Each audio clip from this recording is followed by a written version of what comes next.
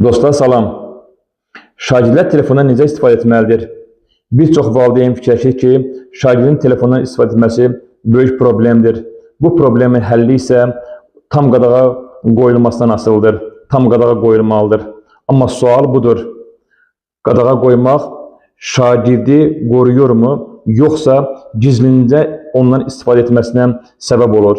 Bildiyimiz kimi, şagirdin həyatından telefonu çıxartmaq mümkün deyil. Deyək ki, bunu çıxartdıq. Nə vaxtsa şagird telefonla, bu uşaq telefonla qarşılaşacaqdır. Əsas məsələ telefonun qadağan olması deyil. Əsas məsələ telefondan necə və nə üçün istifadə etməsidir. Gəlin görək, psixologlar bu haqda valideynlərə nə məsləhət verir?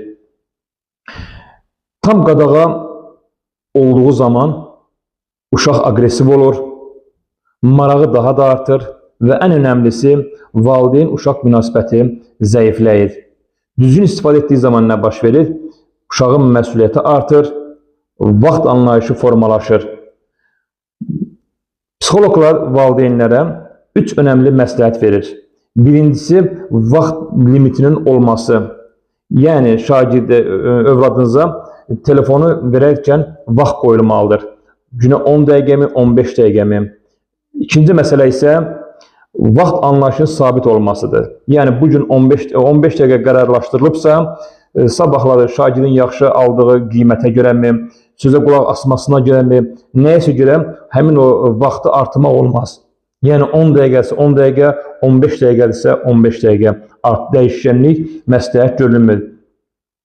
İkinci məsləhət isə məzmun məsələsidir.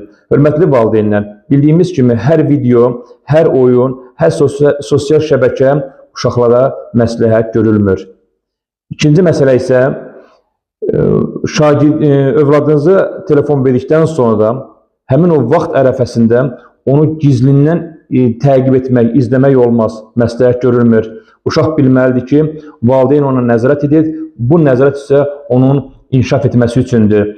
Üçüncü ən önəmli məsləhət ondan ibarətdir ki, psixologlar məsləhət görür ki, valideyn söhbət edərkən, yemək yeyərkən telefondan istifadə etməməlidir.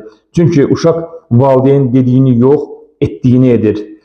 Uşaq düşünür ki, demək ki, valideyn bunu edirsə, demək ki, bu belə olmalıdır.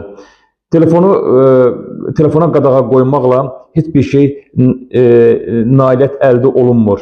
İstədiyimiz nailiyyəti əldə edə bilmərik. Çünki qeyd olunduğu kimi uşaq telefondan istifadə etməlidir.